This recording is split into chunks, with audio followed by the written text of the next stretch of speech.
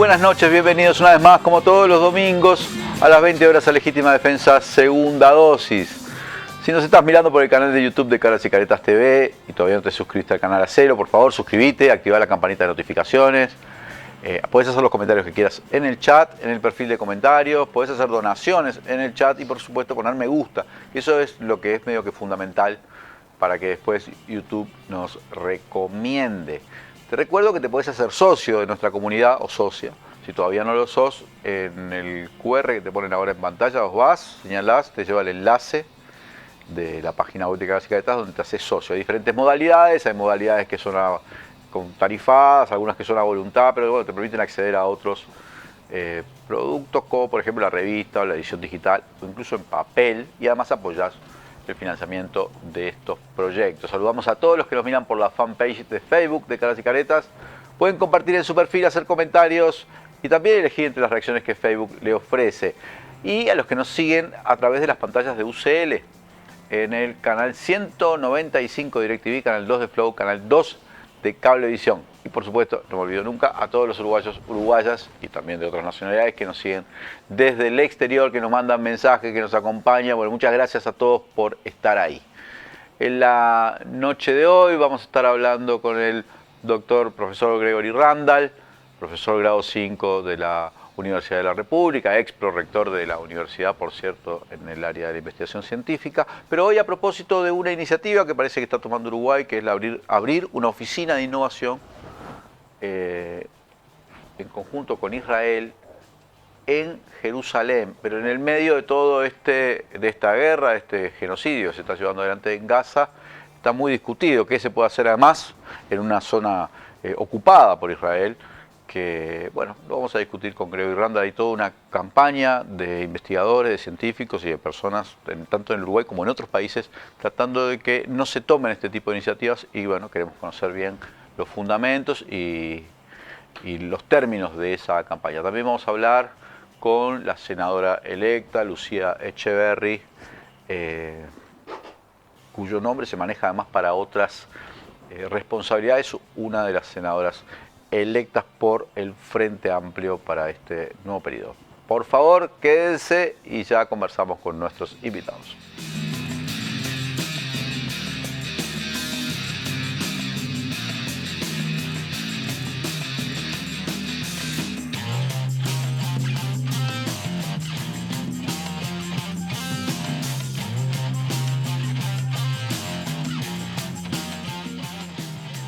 Volvemos con Legítima Defensa, segunda dosis. Gracias a todos los que nos acompañan. Sigan sumándose, hagan comentarios, pongan el like y bueno, tenemos el gusto de recibir al doctor Gregory Randall, profesor, como decía, grado 5 de la universidad y viejo conocido además, gran amigo Gregory. ¿Cómo te va? Muy bien, muchas gracias por la invitación. Gregory, pasado el tiempo de campaña electoral que como que estaba consumiendo todo, la discusión en el Uruguay, en todos los medios de prensa, pero bueno, el mundo sigue andando y hay muchas cosas que están pasando en el mundo. Y una de las que hemos tratado bastante acá, pero que sin duda lo merece porque es de las cosas más dramáticas que están sucediendo, es lo que está sucediendo sobre todo en Gaza, pero también en Cisjordania, a partir de aquel, podemos ponerlo entre comillas, a partir del 7 de octubre del año 2023, cuando fue aquella incursión de Hamas en el sur de Israel, se produjo esa masacre, pero bueno, la respuesta de Israel ha sido lo que ya la propia Corte Internacional de Justicia califica de genocidio, e incluso la Corte Penal Internacional está pidiendo en este momento la captura del propio Bibi Netanyahu. Bueno, quiero que reflexionemos un poco, Gregory, vos sos un tema que ha seguido mucho tiempo, el tema de la situación palestina, me consta eso, de lo que está pasando y de estas cosas, estas novedades que están surgiendo también en nuestro país que nos involucra de algún modo en este conflicto. Bueno, a ver, lo primero que quiero decir es que yo soy profesor de la Universidad de la República, pero vengo en título de ciudadano preocupado por estas cosas, digamos. Efectivamente, el 7 de octubre, Hamas y otras organizaciones palestinas atacaron Israel Y en ese contexto se desarrollaron acciones aberrantes que muchos hemos condenado. Pero la reacción del régimen israelí ha sido no solo desproporcionada, sino que realmente yo diría que ha aprovechado ese pretexto para avanzar en planes que sobrepasan con mucho lo que tiene que ver con el 7 de octubre y lo posterior. Y además hay que decir que ya desde antes, desde mucho tiempo antes, digamos, los abusos, la opresión, el menosprecio, la deshumanización del pueblo palestino viene desde mucho antes, ¿no? En particular podemos hablar de 75 años desde la famosa Nakba, pero después posteriormente distintas etapas, y en el caso de Gaza, que fue de donde surgió este ataque, más de 15 años de un bloqueo total, inhumano, que ha tenido a más de 2 millones de personas sometidas a una situación totalmente inhumana, digamos. Es considerada la prisión a cielo abierto más grande del mundo, ¿verdad? Un campo de concentración. Entonces, quiero contextualizar esto porque una de las cosas que se dicen, que yo creo que es falsa, es que esto empezó el 7 de octubre, y esto no empezó el 7 de octubre, empezó mucho antes. En particular, quiero recordar que en el 2018 existió lo que se llamaba la Marcha del Retorno, ahí mismo en Gaza, y eran acciones pacíficas, eran manifestaciones pacíficas de los ciudadanos palestinos de Gaza, que fueron reprimidas salvajemente, murieron muchísimas personas. Es decir que la situación es una situación de larga data, nadie duda, bueno, yo no dudo de que hay que condenar los aspectos aberrantes que sucedieron el 7 de octubre, que cometió Hamás, pero no me sumo al discurso que creo que es funcional al régimen israelí de pensar que esto comenzó el 7 de octubre. Lo que ha pasado después del 7 de octubre sobrepasa, digamos, toda la imaginación, ¿no? Estamos asistiendo verdaderamente a un genocidio. Así ha sido denunciado por Sudáfrica ante la Corte Internacional de Justicia, y a pesar de que no existe todavía un fallo definitivo sobre el tema, la misma Corte dice que hay indicios suficientes, digamos, para solicitar acciones preventivas. Y en un fallo que me parece fundamental de la Corte Internacional de Justicia de julio de este año, se habla de otras cosas. Se califica de apartheid lo que Israel está desarrollando con el pueblo palestino en Palestina, y se califica como ilegal la presencia de Israel en los territorios ocupados, es decir, en lo que se llama Cisjordania y Gaza. Y se exige a Israel que se retire de esos territorios y que desmonte el sistema de apartheid.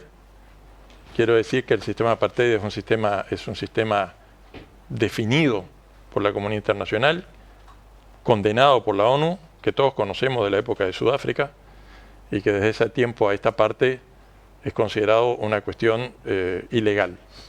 El hecho de que la Corte Internacional de Justicia haya dicho que esa es la situación en Israel me parece que es particularmente importante. Ahí no está hablando de lo que sucedió después del 7 de octubre, está hablando de un sistema que está funcionando en Israel y en Palestina.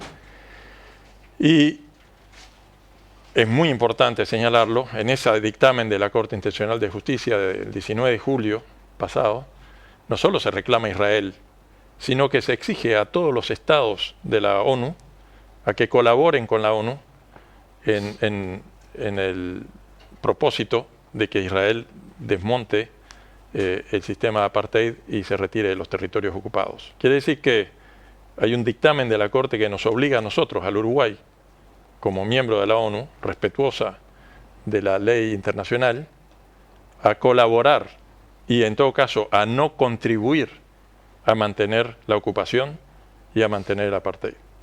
Y es en ese contexto más general, no solamente en el contexto concreto de la guerra que está en este momento sucediendo, de las masacres que están sucediendo, que descubrimos con sorpresa hace algunas semanas que el gobierno uruguayo está intentando abrir, está en negociaciones muy avanzadas para abrir una oficina de innovación en la Universidad Hebrea de Jerusalén, una oficina de innovación gubernamental que forma parte de un acuerdo entre el gobierno uruguayo y el gobierno israelí, más allá de que está ubicada en ese lugar. Para nosotros fue una sorpresa saber que eso estaba sucediendo, aunque no es una sorpresa la vieja colaboración que existe entre Israel y Uruguay en muchos dominios, y eso es una vieja historia, digamos. Pero para nosotros fue una sorpresa saber que en medio de este conflicto, cuando los pueblos del mundo se están manifestando masivamente para exigir el cese de la agresión contra la sociedad palestina, cuando, por ejemplo, en las universidades norteamericanas se ha crecido como reguero de pólvora, digamos, un movimiento que en cierto sentido se parece a lo que fue el movimiento contra la guerra en Vietnam, ¿verdad? Donde el movimiento palestino, que es múltiple, que no es solamente Hamás, es toda la sociedad palestina, le está pidiendo al mundo solidaridad, yo diría que le está suplicando al mundo solidaridad. El gobierno uruguayo no solo se abstuvo en la ONU vergonzosamente cuando hubo que pedir, por ejemplo, el cese al fuego, sino que está objetivamente contribuyendo al fortalecimiento de Israel en este momento, porque hay que decir que es simbólicamente muy importante en este momento tomar esa decisión. No tiene el mismo significado tomar esa decisión hoy que tomarla hace 10 años o hace 5 años. Hoy estamos en medio de esta guerra, en medio de esta condena internacional, y algunos países, entre ellos Uruguay, deciden hacer eso. No es menor dos aspectos más que quiero señalar. La oficina de innovación, que yo entiendo que no se debe abrir en este momento bajo ningún concepto, no solo se decide abrirla o se está pensando abrirla, sino que se está pensando abrirla en Jerusalén, en la Universidad Hebrea de Jerusalén. Jerusalén es una ciudad con un estatus especial. Desde el momento en que la ONU planteó la partición, siempre se pensó como una ciudad con un estatus especial. Y una de las cosas que también reclama esa misma resolución, ese mismo dictamen de la Corte Internacional de Justicia es no innovar en el estatus de la ciudad de Jerusalén. El estatus de la ciudad de Jerusalén es fundamental para poder imaginar la posibilidad de una paz en algún momento. ¿Te consta, Gregory, que hace pocos días el Colmex, el Colegio de México de Ciencias y Humanidades, suspendió su relación justamente con la Universidad Hebrea de Jerusalén? Se armó una polémica con respecto a esto porque no son decisiones neutrales y además tienen fundamento en lo que está haciendo Israel. Pero quiero con esto señalarte que además eso que mencionabas de Estados Unidos, en la propia América Latina hay decisiones que se están tomando por ámbitos académicos. En distintas partes del mundo. La decisión, hay un llamado, hay un movimiento internacional que se llama BDS, Boycott, Disinvestment, ese movimiento que se inspira en las ideas del movimiento mundial que contribuyó a derrotar el apartheid en África del Sur. Es un movimiento que surge de la sociedad civil palestina y que tiene, yo diría, la virtud de ser una posibilidad de solución pacífica a un conflicto brutal, ¿verdad? Porque es la sociedad civil pidiendo, ayúdenos a boicotear para exigir una solución. Dentro de ese amplio margen del movimiento BDS se incluye el boicot académico. Sobre ese punto hay grandes discusiones. ¿Qué hay que hacer? Y quiero decir con franqueza, nuestra universidad todavía ese tema no lo ha abordado, no existe una posición, por eso digo yo, estoy acá a título personal, no a título de, digamos, profesor de la universidad, sino un ciudadano. Pero me parece que este caso concreto es un caso particular. No estamos hablando del BDS en general, estamos hablando de que en este momento tiene un particular simbolismo.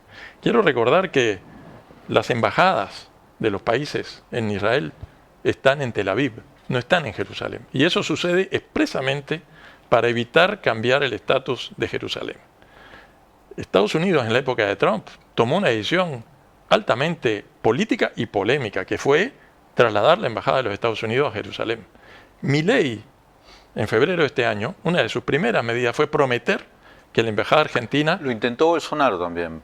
Lo intentó Bolsonaro. Pero quería mencionar, Milei dijo, voy a trasladar la embajada argentina a Jerusalén. Bueno, Uruguay no está planteando eso, sería realmente dramático que lo hubiera planteado. Está planteando una cosa menor, vamos a poner una oficina de innovación. Quiero decir por ahí que esto tiene un significado que sea en Jerusalén. Y hay un segundo elemento que me gustaría señalar. La Universidad Hebrea de Jerusalén tiene una parte de sus campus en territorio ilegalmente ocupado a los palestinos. Es decir, que no es solo en cualquier parte de Jerusalén. Yo no sé dónde va a quedar la oficina, si es que se hace, pero simbólicamente, no solamente en Jerusalén. La Universidad Hebrea de Jerusalén tiene una parte de sus campus en zona ocupada ilegalmente. Y la Universidad Hebrea de Jerusalén, igual que otras universidades israelíes, es parte del complejo militar y del complejo que contribuye a lo que está sucediendo. Y lo contribuye de manera muy concreta, a través de la innovación. Es decir, no estoy diciendo, y quiero que quede claro, que la oficina de innovación que Uruguay quiere plantear va a trabajar con esos instrumentos, pero hay que saber que en Gaza se está usando la inteligencia artificial para asesinar personas. Se está usando la inteligencia artificial para identificar víctimas. Se están usando cuadricópteros y distintos tipos de tecnología desarrolladas por esas universidades, entre otros, y por el complejo militar industrial israelí, muy admirado por su capacidad tecnológica, para reprimir a la población palestina. Pero el 70% de los asesinados son niños, son mujeres. El 70% son niños y mujeres, van más de 20.000 niños. ¿O es temerario decir que esas propias tecnologías se están utilizando? Que hay una, me parece un poco temerario decirlo, pero no lo sé, una cierta preferencia de atacar justamente población civil más débil, niños y eso. No me atrevo a decir tanto. Lo que sí puedo decir es que... Es difícil que sean 70% un daño colateral, ¿no? Lo que sí quiero decir es que la tecnología no es neutra y que cuando Uruguay escoge qué tecnología usar, yo por lo menos no quiero que nos manchemos las manos de sangre. Benedetti decía, ¿verdad? No siempre podemos hacer lo que queremos, pero podemos no hacer lo que no queremos. Yo no sé, Uruguay no puede parar esas masacres, pero puede no participar, no ser cómplice. Y realmente creo que estamos siendo cómplices. Por silencio y por acciones de ese tipo. Hay un documento que han confeccionado denunciando esta situación. Hay una firma de muchos investigadores y muchos reconocidos investigadores. Sí. ¿Qué opinión te merece o qué reflexión te merece? Porque el otro día, por ejemplo, cuando se hizo la conmemoración de la Crystal Nash, que vino el Leuco de Argentina, en fin, hay como una, y lo vi también, creo que el presidente de Benebrief decir lo mismo, como que en el Uruguay se está creciendo el antisemitismo. En realidad me da la sensación de lo que están diciendo es, en el Uruguay se está criticando estas acciones y eso vamos a homologarlo a antisemitismo. Es medio vulgar como es la acusación, pero es una acusación que es dura, porque a nadie le gusta recibir un mote de eso, ¿verdad? Es muy importante lo que estás diciendo, porque una parte muy significativa de lo que está pasando tiene que ver con una estrategia, yo diría, de un sector de la sociedad israelí, por supuesto no de toda la sociedad israelí, pero en particular de la extrema derecha israelí y del gobierno israelí, de intentar anular toda crítica a lo que haga el régimen israelí, acusando de antisemita a cualquiera que intente o que ose criticar lo que haga Israel. No es solo una política definida del gobierno israelí, sino que es una política que ha asumido, por ejemplo, el gobierno de los Estados Unidos y varios gobiernos europeos. Y quiero decir, hay más de 500 personas que han firmado esta carta abierta y no pocas personas me han dicho, porque yo inicié esa carta, me han dicho, Gregory, yo estoy de acuerdo con la carta, pero no quiero estar en una lista negra. Ese es el ataque también a nuestra democracia que está sucediendo a través de estos mecanismos estos mecanismos, digamos, antidemocráticos y yo diría terroristas, que hacen que cuando uno quiere decir lo que piensa, quiere solidarizarse con la gente que está, con esos 20.000 niños que están siendo asesinados, entonces tienes que tener cuidado porque te van a calificar te de aplican la antisemita. cancelación, digamos. Te aplican la cancelación. Quiero decir en relación con esto que hay dos palabras que están siendo usadas de manera muy perversa. Una es la de antisemitismo, que quiero aclarar. Hay miles y miles, por suerte, de judíos en el mundo que constituyen, yo diría, la reserva moral del pueblo judío, que se están sublevando en el mundo entero contra esto. En Estados Unidos, buena parte del movimiento, incluso en las universidades, es de judíos. Incluso hay amplios sectores de judíos ortodoxos que se oponen abiertamente y que van con la bandera palestina a las manifestaciones contra lo que está sucediendo. Entonces, parece difícil calificar de antisemita a esas personas. Pero la segunda palabra es la palabra terrorismo. Todo lo que haga un palestino para resistir a la opresión es terrorismo. Y ese mensaje, que es un mensaje literalmente terrorista del gobierno israelí, ha sido asumido por buena parte de la prensa internacional y por buena parte de los políticos internacionales. De modo tal que cuando uno observa que un niño de 13, 14 años que tiraba piedras en una manifestación en Palestina, protestando contra lo que le sucede a toda su familia, es asesinado por las tropas israelíes. El informe fue asesinado un terrorista. Y cuando cualquier palestino que resista por vías pacíficas o por vías violentas la opresión de la que son víctimas, es calificado de terrorista. Y quiero decir con toda claridad, los palestinos son seres humanos como los judíos, como los cristianos o como cualquier persona en el mundo. Son seres humanos. Tienen no solamente el derecho, tienen el deber de resistir a la opresión. Nadie puede poner en duda que los judíos durante la época de la Segunda Guerra Mundial, si podían, tenían que resistir a lo que estaba pasando. Y lo hacían a veces por métodos pacíficos y a veces por métodos violentos. Nadie puede criticar a los que se sublevaron en el gueto de Varsovia. Y me parece que es totalmente inaceptable que cualquier palestino que ose defender su derecho a la autodeterminación, a la libertad, a ser seres humanos, sea calificado de terrorista por el solo hecho de resistir. ¿Quiere eso decir que no existen palestinos terroristas? Por supuesto que existen palestinos terroristas y que hay que condenarlos. Pero, ¿qué quiere decir la palabra terrorismo?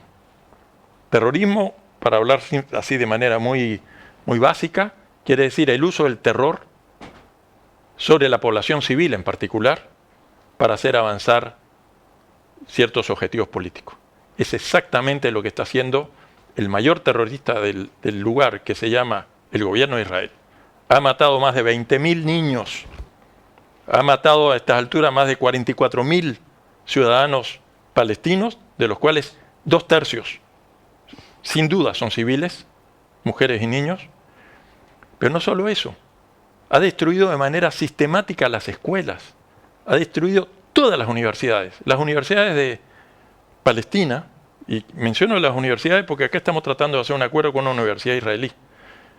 Las universidades palestinas han sido destruidas una por una, no a través de un bombardeo, han sido ocupadas y colocando explosivos en cada uno de los edificios, destruidas.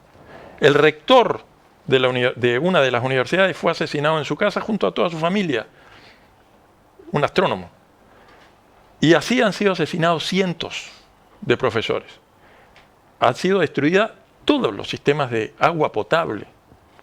Ha sido sometida a la población del norte de Gaza, cientos de miles de personas, en este momento a 2 meses de hambruna, usando el hambre como arma claramente contra la población civil.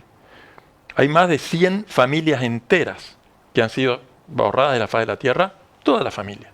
Y voy a decir algo más, ya no en Gaza, sino en los territorios ocupados de Palestina, en Cisjordania. Hay una regla que está normalizada, que es considerada parte de la legalidad israelí de la ocupación, que dice que cuando un palestino comete un acto considerado terrorista, y a veces lo son terroristas, toda la familia paga, porque va un bulldozer y destruye absolutamente toda la vivienda de la persona. Ahí quizás vivían niños o abuelos o personas que estaban en desacuerdo con lo que había hecho esa persona.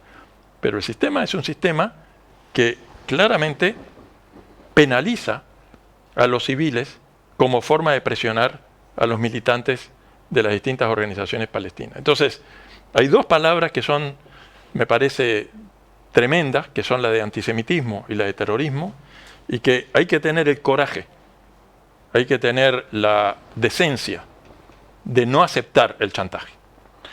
Muchas gracias, Gregory Randall, por habernos acompañado. Gracias a ustedes. Y gracias a todos los que nos están acompañando. Vamos a un corte, enseguida volvemos con Legítima Defensa, segunda dosis.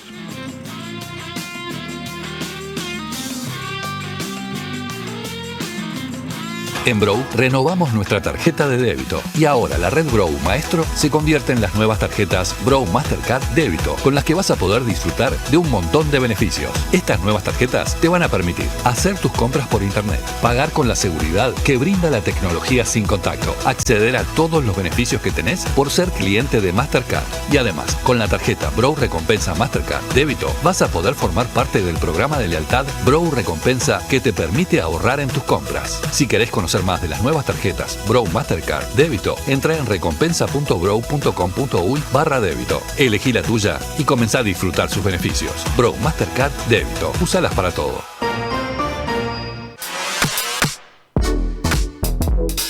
EIR Aberturas, más de 20 años de experiencia y calidad. Conocé nuestras líneas de productos. Línea Proba, diseño, economía y durabilidad.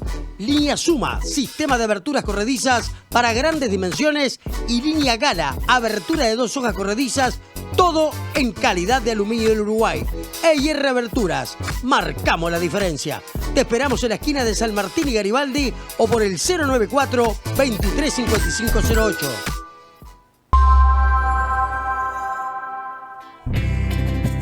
Todos los jueves a las 20 horas por la pantalla de UCL, Macondo, programa periodístico sobre la actualidad latinoamericana. Ina Finogenova, Marco Teruggi y Leandro Grille analizan los temas más importantes de la política regional. Los esperamos.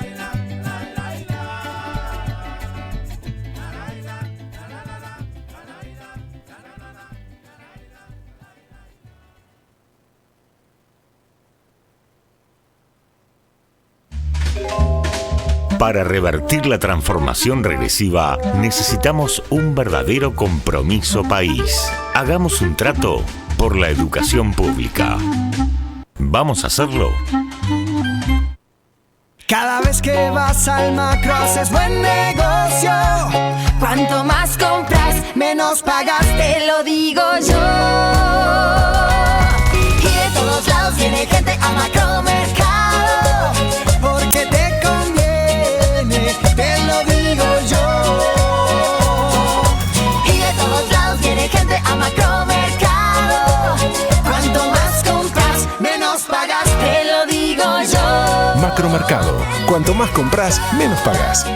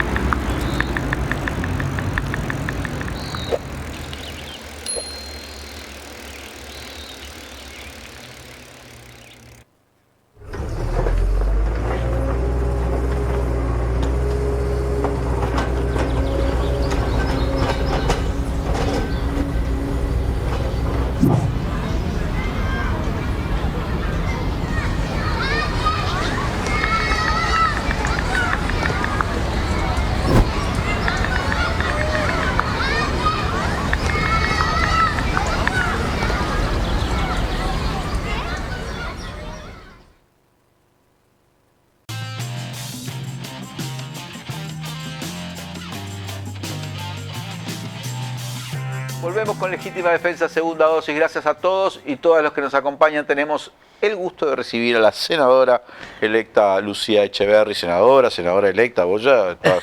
Sí. Bienvenida, Lucía. Muchas gracias, un gusto estar acá, no había tenido oportunidad este último tiempo.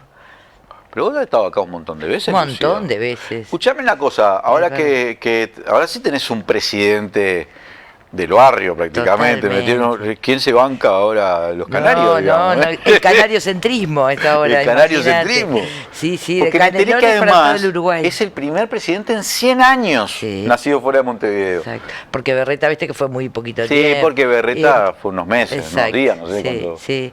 Pero además coincide que fue creo que el mismo día, ¿no? Que asumieron. Una cosa de esas coincidencias espectaculares. Y yo no sé si Yamandú no fue profesor en un liceo, En el liceo. que era Tomás Berreta de Sí. nombre. Y te cuento una cosa más. Cuando asume Yamandú su segundo periodo como intendente, que fue en el Teatro Politeama, firma la resolución, la designación en el escritorio que había sido de Tomás Berreta. Y una vez, mirá las cosas a propósito de Tomás Berreta, ¿no? Que me contó una vez Pepe Mujica, Ajá. que él siendo un niño, tenía 8 años por ahí, fue a ver, no sé si con la madre, a Tomás Berreta un discurso. Imagínate. Eso que se hace, No no sé qué impresionante. año, porque Tomás fue en el año 1940 y pico, Claro, Tomás sí. Berreta, Pepe sí, tendría 10 años. No, impresionante. ¿no? Bueno, ahora sí que metieron un presidente canario, señor Yamandú Orsi, que después de ser 10 años secretario general, 10 años intendente, ahora va a la presidencia. Exacto. Y primero quiero que me hagas una reflexión en torno a lo que sucedió el domingo pasado. Una victoria largamente esperada, buscada por el Frente Amplio, pero que hubo una cierta zona de incertidumbre, por lo menos instalada, pero finalmente los números no fueron así. Los números no fueron así, sorprendieron, es decir, sorprendieron o coincidieron con lo que se venía, ¿no?, evaluando ya sobre octubre.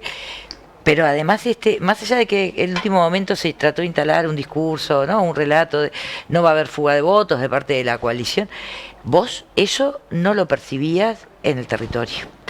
Nosotros, el Frente hizo toda nuevamente, por cuarta vez, en términos de periodo de campaña, ¿no?, periodo electoral, recorridas por los departamentos.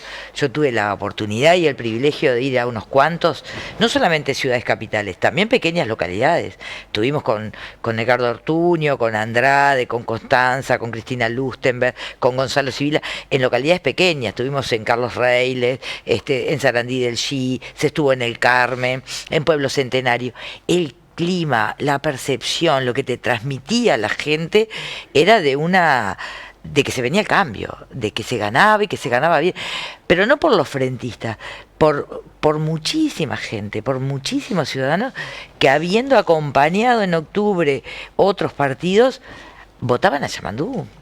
Valoraban la cercanía, la frontalidad, la humildad, es decir, la figura de Yamandú y la potencia de la fórmula, porque realmente, ¿no?, se percibe una muy buena complementación.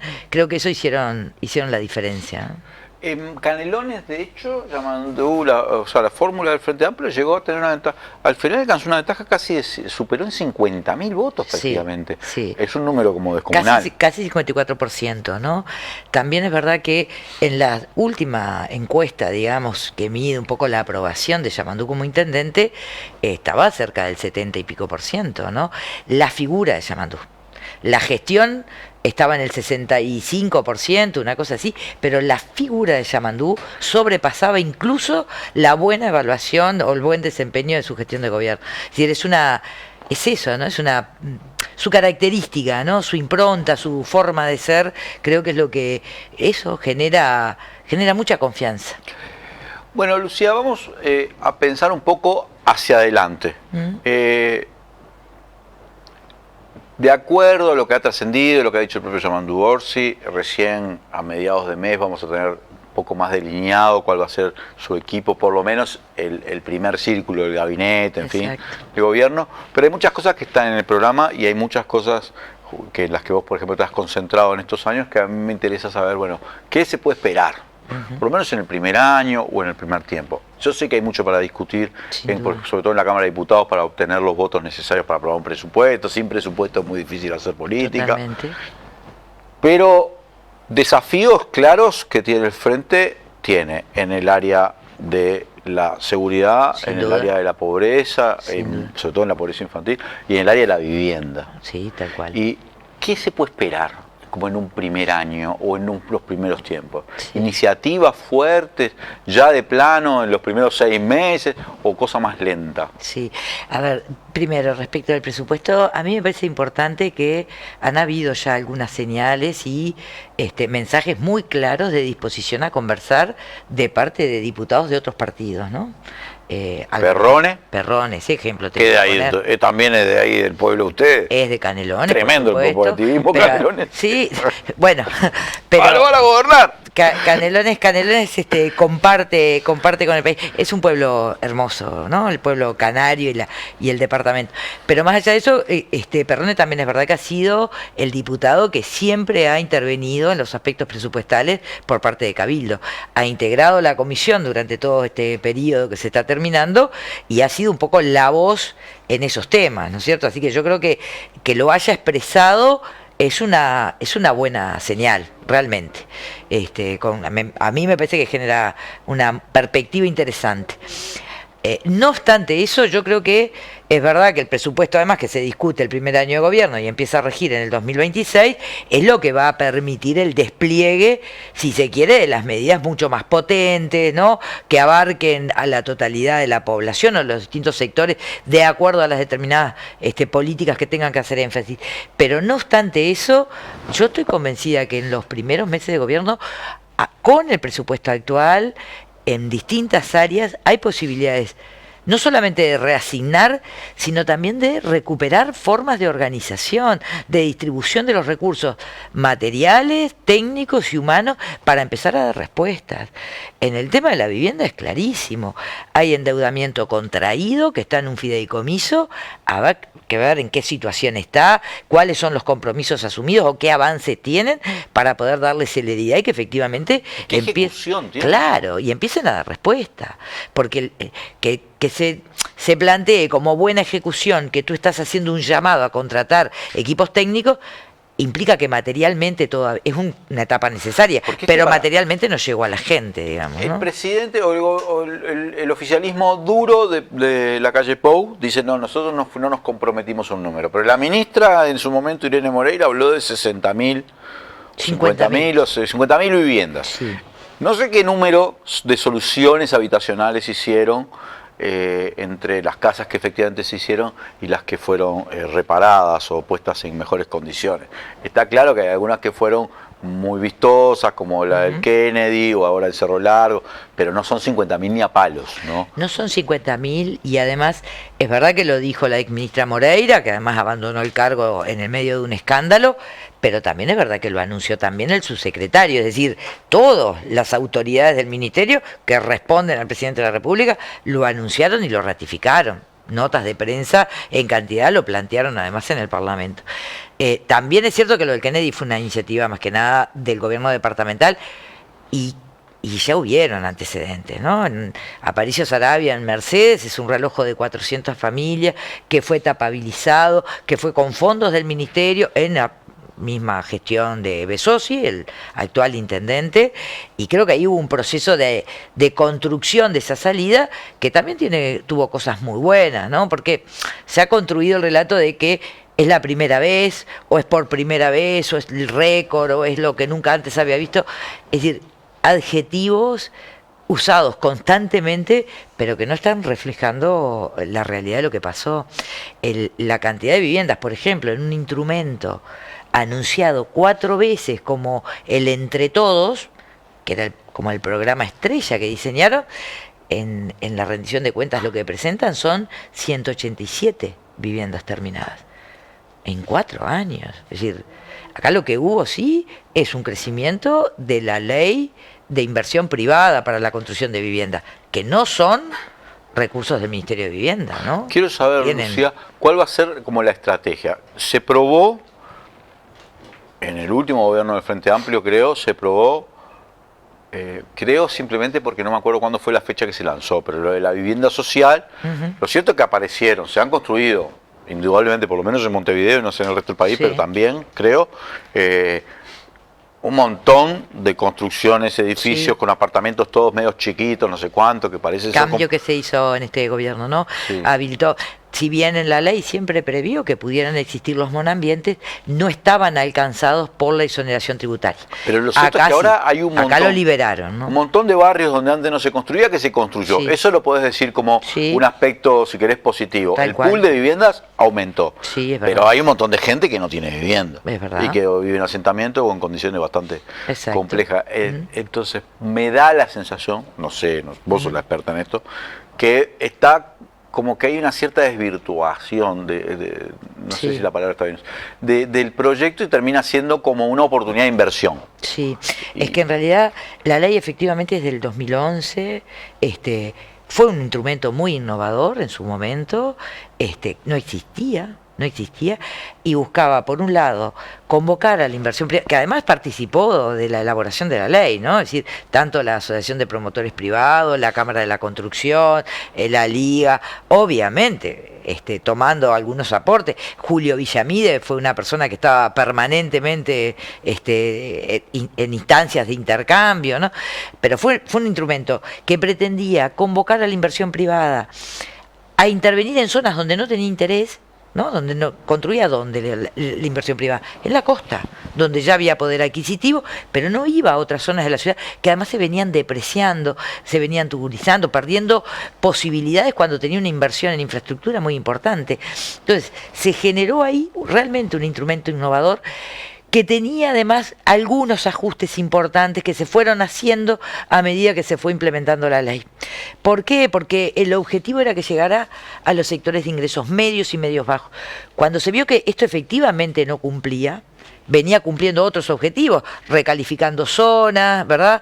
Dinamizando la industria de la construcción, que es muy importante en términos de la economía, tanto por la cantidad de puestos de trabajo directos como genera, pero además la formalización, pero que no llegaba al sector de población, se fueron haciendo ajustes que tenían que ver con el tope de precio a la venta, tenía un porcentaje, después ese tope de precio bajó, pero en términos de porcentaje era el 10% de la vivienda, pero se debía comercializar en el marco de la población objetivo del Ministerio, para que vos tuvieras garantía que le estaba llegando realmente a los sectores, a las familias, a las personas que al Ministerio le quería dar respuesta. Eso no se terminó de implementar porque fue el cambio de gobierno y cambió toda la reglamentación. Yo creo que ahora, y es lo que ha enfatizado Yamandú, todos los instrumentos tienen que fortalecer la demanda, es decir, darle respuestas a la gente para que pueda acceder. Porque de lo contrario, las viviendas no están siendo habitadas o no está llegando el sector de población para el que fue diseñada en su objetivo primario. Pero, Lucía, un apartamento, ¿sí? De un dormitorio de estos que andan en la vuelta de las viviendas estas, Sí. no te baja de 15, 16 mil pesos, ¿viste? 2 dormitorios, ya, no sé si no estoy diciendo un número bajo. Ajá. Y acá hay 500.000 de personas que ganan 25. Por ¿no? eso. O sea, No es para ese sector de población. Ese instrumento, bueno, pero ese sector de población necesita por supuesto, vivienda. pero acá lo que pasa es que este gobierno apostó solamente a eso. Porque el otro programa que diseñó era el Entre Todos, que iba a tener un aporte económico a la familia, ya te digo, 187 viviendas. No funcionó. Fue un diseño de instrumentos financieros que hasta el día de hoy no se terminan de entender cómo funcionan y por lo tanto la gente no accedió. Entonces lo que hay que hacer acá es volver a poner primero en funcionamiento el sistema público de vivienda. Y esto implica que cada uno de los organismos tenga una dirección política y que empiecen a dar respuestas justamente a la gente que está pagando un alquiler con muchísimo esfuerzo, que está ganando 25 mil pesos, necesita que el Estado se ponga detrás para respaldarlo, cosa que acá no pasó. Esa es la realidad. Entonces, ese es lo que importa acá es generar política pública, realmente. Y esto significa que hay que atender a cada uno según sus necesidades y sus posibilidades. Y para eso vos tenés que diseñar instrumentos que contengan o que contemplen esa situación. ¿Y cuál sería como el objetivo? ¿Lograr que la gente por lo menos pueda alquilar o lograr que la gente pueda acceder a una vivienda como más de propiedad, no, por lo menos que se vaya pagando en mucho tiempo? Creo que son ambas cosas. Pero Ambas cosas. ¿cuál es el objetivo cuantitativo? Decimos, que en estos años, ¿qué se puede solucionar? ¿Qué porcentaje del problema se puede solucionar? Llamémoslo así. Lo que pasa es que definir un número, esto que dijo este gobierno, 50.000 viviendas, a mí me parece que es irresponsable si no se tiene claro cuál es el estado de situación del Fondo Nacional de Vivienda, que son los recursos públicos, ¿verdad? Fondo Nacional de Vivienda que se nutre también, ¿verdad?, de los aportes de rentas generales sobre los valores del índice medio de salario. Tuvimos 3 años de pérdida de salario real, por lo tanto el fondo recabó menos recursos. Por lo tanto hay que saber cuánto está comprometido, si los ajustes cuatrimestrales, bimensuales que se hacían efectivamente se hicieron, cuánto de eso está comprometido, y a partir de ahí hay que convocar a la sociedad civil. Y esto implica que la Comisión Asesora de Vivienda, que es un organismo que está establecido en la ley, que no es que sea vinculante, pero te define a vos la sostenibilidad de lo que vas a hacer, porque lo acordás con todos los actores, incluso con los que tienen intereses divergentes.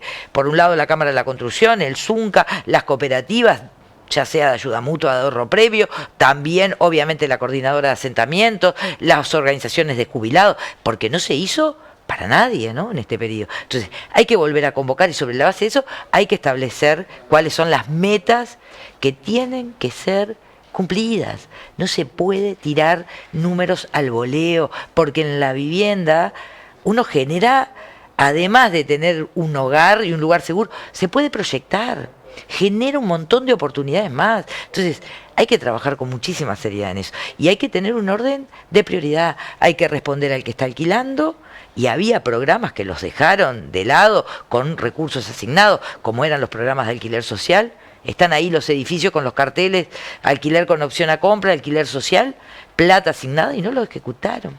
No lo ejecutaron. Hay que rever eso, hay que volver obviamente a trabajar sobre lo que tiene la gente para aportar, que es su capacidad de trabajo. Las cooperativas tienen una demora de 26 meses para escriturar. 26 meses después que obtuvieron el préstamo y todavía no han escriturado. Grupos que terminan también con problemas de organización o que no se pueden sostener en el tiempo, porque la gente tiene que resolver su problema. Está de agregado en algún lado, ¿no es cierto? O está pagando un alquiler y ya no puede más. Bueno, eso también es parte de lo que hay que poner en la mesa para tomar decisiones. ¿Cuáles serían como los instrumentos claves? ¿Sería el alquiler social? El alquiler social, el plan Primera Vivienda, que es la posibilidad de adquirir, y ahí creo que el organismo fundamental, no el único, pero el organismo fundamental es el banco hipotecario. El banco hipotecario tiene que tener la posibilidad efectivamente de posicionarse para respaldar la demanda. Y respaldar la demanda implica que hay instrumentos que los puede utilizar. El subsidio a la cuota, el subsidio al capital, cosa que el ahorro previo exigido no sea la restricción. Si la gente viene pagando hace 5, 6, 7 años un alquiler, bueno, seguramente pueda con la cuota, ¿verdad? Lo que no puede es juntar 10, 15 mil dólares para aportar el ahorro previo. Depende de cuánto salga la vivienda. Poniendo sobre la base de algunas flexibilidades que han considerado, sin decir que te exigen una segunda hipoteca, por ejemplo. Pero lo cierto es que ahí hay instrumentos. Entonces, el respaldo tiene que ser a la demanda. Tiene que haber, obviamente, un fortalecimiento de la cartera de tierra.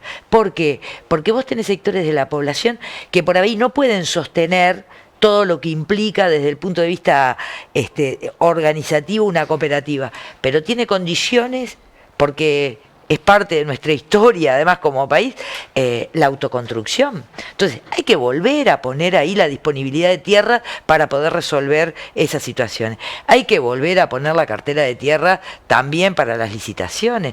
Acá no se construyó más en este periodo para jubilados y pensionistas, que además tienen el uso y goce de la vivienda, porque la propiedad queda en el Banco de Previsión Social, y eso es lo que permite mantener siempre un stock en circulación y dar respuesta justamente a quienes tienen las jubilaciones y pensiones más bajas, ¿verdad? Bueno, eso hay que poner nuevamente a funcionar un ministerio que lidere un sistema con estos organismos sobre la base de acuerdo con los actores que están vinculados a la política de vivienda y hábitat. Lucía, vamos a hacer un corte y enseguida volvemos y seguimos conversando en Legítima Defensa, segunda dosis.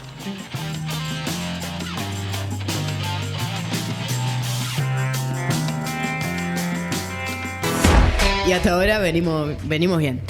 La primerísima politización fue la del presidente de la República, en la calle Pou. En este programa tenemos dudas existenciales. ¿Dónde está Robert Silva, no?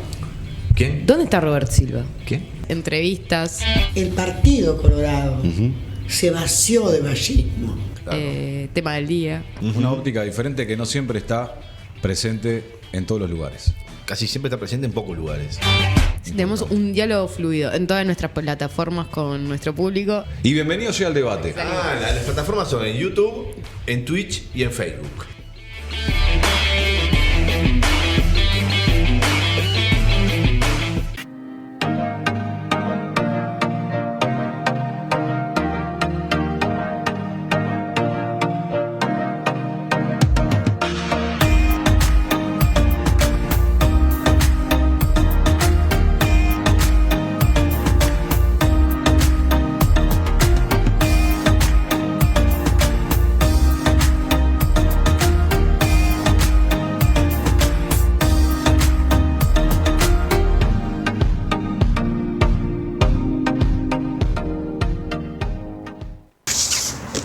¿Cómo entrego 15 pedidos en una tarde?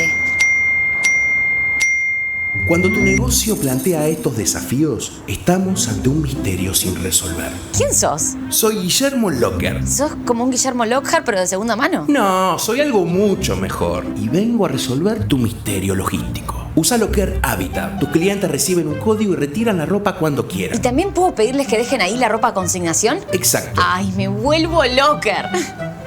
Guille, ¿esa campera es tuya? Eso es un nuevo misterio. Locker Habitat. Entrega y retira paquetes sin misterio. Más fácil, más rápido, más seguro.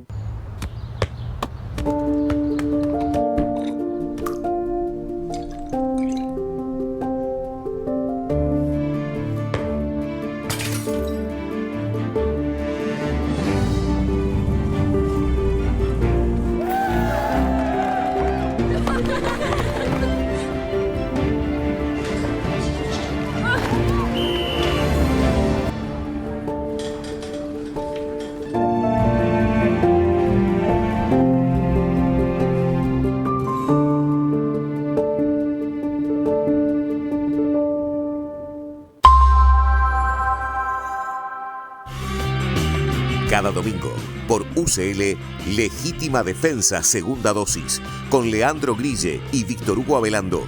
Un programa que trata en profundidad, en una ronda de análisis, los temas que influyen en la actualidad uruguaya. No te lo podés perder.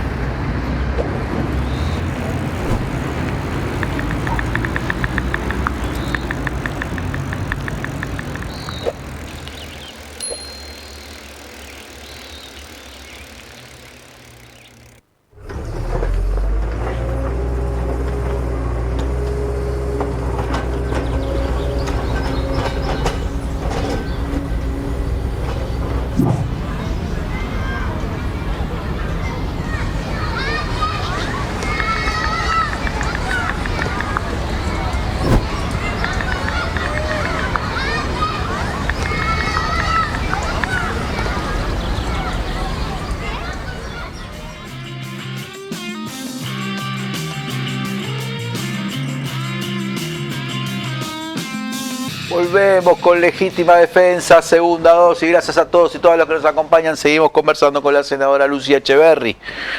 Y vamos a seguir un poquito más con el tema de la vivienda porque tengo algunas preguntas. En el debate, hace 2 semanas, Álvaro Delgado mencionó un dato que después, por los mecanismos de fact-check de la diaria y otros, se refutó diciendo que había como... El Frente había dejado como 218.000 personas viviendo en asentamientos. Yo ya sabía que lo iba a refutar porque me acuerdo de cuando se había hecho el verificado de que eso era lo que decía techo, pero en realidad no sé qué. Pero hay, no sé cuántos hay, 150.000, 200.000, hay cientos de miles de personas viviendo en asentamientos. Sí, es verdad. Y primero, ¿se sabe cuánto hay? Y después de eso, ¿Va a haber una política para reducir eso significativamente? ¿Hay alguna posibilidad de reducir eso significativamente? Sí. Primero, saber exactamente cuánto hay, el último dato oficial en términos no de su difusión, de su construcción, de cómo fue, cómo se llega al mismo, ¿verdad? Relevado técnicamente, con certeza, es del 2018, esa es la realidad. Cuando tengamos los resultados del censo, si es que llegan en algún momento, ahora están anunciados para diciembre, ¿no? De ahora, estas próximas semanas, bueno, tendremos una idea un poco más acabada. Esperemos. Eso primero que nada. Estos números que han planteado desde el gobierno no tienen ningún asidero, no hay una fuente, una base de datos válida para decirlo, más que relato de campaña electoral. Lo otro es imperioso empezar a resolver eso. ¿Se puede resolver mágicamente? No. ¿Va a requerir muchos recursos? Sí. ¿Va a requerir que la población se involucre muchísimo? Las familias que viven en asentamientos, por supuesto. Lo que pasa que para ir resolviéndolo, a la medida que uno va generando intervenciones, mejorando las condiciones de infraestructura, mejorando la gente en términos de vivienda, o los que tengan que ser realojados, dándoles garantía y abordaje, no solamente de vivienda, también con el resto de los programas, porque vos tenés, además de quien vive en el asentamiento, en un problema de precariedad habitacional, de servicios, ¿no? O que no están, o que son muy malos, vos también tenés problemas ahí que se expresan en la pobreza y en la desigualdad. Por lo tanto, necesitas que el resto, sobre todo de las políticas sociales, también esté presente. No que venga después, no, en forma conjunta, simultánea. Hay que llegar juntos y a tiempo. Eso por un lado. Pero en la medida que vas resolviendo eso, también tenés que ir previendo que sigan naciendo, que se siguen formando parejas, que ahí van a surgir segundos y terceros hogares. Y si vos no tenés una previsión, lo que va a pasar es que van a ocupar lo más cercano posible a ese lugar. Entonces, hay que empezar a generar ahí políticas de prevención. ¿Eso qué implica? Eso implica tener una política clara de acceso al suelo. Eso implica tener también alternativas viables para que puedan construir su vivienda, y eso implica que tengan además condiciones de sostenibilidad. Cuando uno dice 200.000 personas, ¿sí? ¿Qué está hablando? ¿De 50.000 viviendas para resolver? Posiblemente. El tema es que vos tenés 50.000 viviendas, no hay un dato, más de $1.000 millones. No hay un dato cierto. 50.000 siempre se ha manejado como un déficit, caído entre los 50.000 y los 70.000. No necesariamente por los datos del censo 2011 que tú tengas 200.000 personas significa 50.000. Exacto. No todo es familia tipo. Exacto. Pero igual estamos hablando de $1.000 millones. Estamos hablando de mucho dinero. ¿Y cómo se consigue ese dinero? ¿Que es por préstamo? Bueno, porque eso presupuestalmente no se va a destinar ni en... ¿no? Pero es parte de un proceso en el que hay que empezar en forma urgente, y lo cierto es que hay situaciones que a lo mejor no las podés resolver de entrada en forma definitiva, pero las tenés que mejorar. Si a ti te nace un niño y vos sabés que va a ir a vivir en un rechito donde no tiene baño, una chapa la pared, por lo tanto hay problemas de humedad, seguramente tenga dificultades desde el punto de vista de la salud, de su desarrollo. Ahí lo tenés que inmediatamente intervenir. Capaz que no le resolvés definitivamente la situación, pero le tenés que dar condiciones mínimas para que crezca. Si hay un 20% de los niños por debajo de la línea de pobreza, exacto, tenemos que decir que por lo menos un 20% de los niños están en una situación de vivienda complicada. Porque... Y hay que poder atender rápidamente. Eso no necesariamente implica una vivienda nueva, implica resolver sabiendo que vos tenés un horizonte de tiempo para resolver definitivamente, pero que tenés que mejorarla. Y ahí hay que apelar a un montón de instrumentos más que hay en el Estado. Esa es la realidad. Entonces, lo que me parece que hay que ponerse en movimiento, lo que no ha pasado.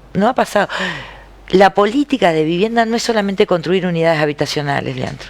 La política de vivienda implica una mirada integral, implica construir política pública, y eso necesariamente te lleva a que tenés que estar sentado en la mesa con los otros ministerios. Entiendo eso, Lucía, y yo soy un lego, periodista, no es que no soy un experto en el tema, pero en un momento como que uno dice, las soluciones son soluciones, ¿no? Está todo bien con el diálogo, con la negociación, sí, con claro, la cosa, con los documentos, con los diagnósticos, pero seguimos teniendo cientos de miles de personas en estas condiciones. Sí, claro. Y como que eso es un dato muy duro, ¿no? Es un dato duro al que se le pudo empezar a dar respuesta recién en el 2005. Y en los 15 años de gobierno del Frente Amplio se pudo resolver la situación de más de 40.000 personas. Eso fue realmente poner recursos ahí. Cuando el Frente asume por primera vez en el 2005, el presupuesto del Ministerio de Vivienda era de 92 millones de dólares. El Frente Amplio hace la transición de gobierno en el 2019 con un presupuesto que estaba en 318 millones de dólares por año, te estoy hablando. Quiere decir que triplicó la inversión en vivienda, pero sigue siendo un 0,5 del PBI. ¿Se necesitan más recursos? Sin duda que se necesitan más recursos. La aspiración, y fue un compromiso de Yamandú, es que efectivamente haya un incremento sustantivo del Fondo Nacional de Vivienda. Y hay que apelar también a otros instrumentos, sin duda. Sin duda. Hablemos de política más general. Ya está definido todo, en términos, quedan las municipales en mayo, pero en términos del gobierno nacional, falta que se defina el gabinete y todo, pero si te toca seguir en el Parlamento, hay una tarea muy fuerte en el Parlamento, donde además va a haber que buscar las negociaciones, como hablábamos, en la Cámara de Diputados para obtener los votos que faltan. ¿Cómo te imaginas que va a ser la tarea en el Senado? ¿Cómo te imaginas que va a ser la tarea de la bancada de la izquierda en este periodo? Yo creo que va a ser una bancada mucho más madura en términos de coordinación. Creo que va a ser de construir mucho sobre la base realmente de acordar, y ahí hay que acordar sobre los principales problemas del país. En el tema de seguridad hay que acordar, y además fueron planteos de campaña, ¿no es cierto? Entonces ahí necesariamente hay que sentarse y acordar. En el tema trabajo y crecimiento económico, sin duda. Y obviamente en lo que tiene que ver con infancia, ¿no? Pobreza infantil, la situación de las infancias, que no solamente, además de la pobreza, hay problemas enormes, sistema de cuidado. Así que a mí me parece que ahí hay mucho para hacer. No partimos de cero, porque hay mucho que se había logrado avanzar y que lamentablemente se retrocedió, se desmanteló, o directamente ni siquiera se lo tuvo en cuenta. Entonces no partimos de cero. Eso también es importante. ¿Cómo queda la composición del Parlamento de los partidos que ahora son el oficialismo, pero que van a pasar a ser la oposición? Porque a nadie se le puede escapar que bastante de los senadores que fueron electos son como la línea más dura, ¿no? Y hubo cosas medias agraviantes. ¿Eso puede dificultar la conversación en la negociación? A ver. O sea, no es lo mismo Cami que Bianchi. Por supuesto. ¿No? Perdón, yo conozco bien. Como ejemplo. Yo lo que creo es que se dijeron cosas durante la campaña por parte de algunos dirigentes que me parece que cruzaron líneas. Ahora, llegado el momento, tenemos una responsabilidad enorme con la gente. Habrá que superar esa situación y sentarse a trabajar y acordar. Y creo que una realidad va a ser el Senado, que define, y mucho, no por las competencias que tiene naturalmente, ¿no? En términos constitucionales, sino porque además es el que va, también siempre termina a veces cerrando los acuerdos que se inician en diputados, ¿no? Que en donde yo creo que tenemos muy buenas perspectivas, mucho mejores que el gobierno actual cuando sea oposición. Ahora, esto es una cosa que como nunca sucedió, que yo recuerde, no sé cómo imaginarlo. En el Senado el Frente tiene 17 votos. Exacto. O sea, el Frente siquiera aprueba contra las leyes de la física. A mí esto me lo dijo una vez un exdiputado, profesor de física. ¿Quién era? Por favor. Bueno, que me dijo... Acá se ponen de acuerdo, Blanco y Colorado, y votan en contra de las leyes de la física. Y la mayoría tenía. Sí, tal cual. Ahora en el Senado el Frente vota lo que es el... Pero después en diputados tenés un tema ahí, ¿no? Sí. ¿Cómo va a ser ahí? ¿Quién va a tener la mano, la iniciativa? No, primero acordemos en diputados para después en el Senado darle cabida. Sí, pero es que ahí lo interesante es que el Frente Amplio coordina las dos cámaras. Es decir, tiene un funcionamiento que es que está estructurado, que tiene reglas de juego claras. Vos no vas a ver en el Frente Amplio alguien que presente una iniciativa porque entienda que es correcta sin haber pasado antes por una discusión con todos los sectores.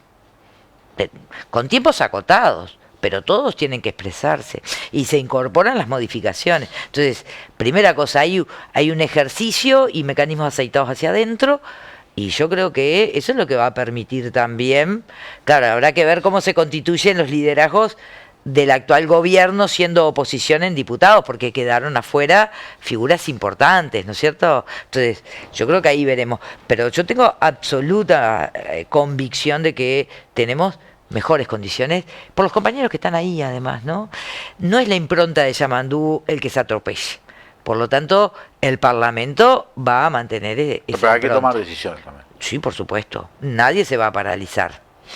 Pero no creo que sea la actitud con la que viene la oposición en su momento, digamos. Y ahora que está para definirse el Ejecutivo, ¿te acordás cómo fue el primer esquema del gobierno, el primer gobierno de Tabaré? Puso a todos los cabezas de lista, Sí. lo puso de ministro. Sí. No parece ser ahora esa la tónica.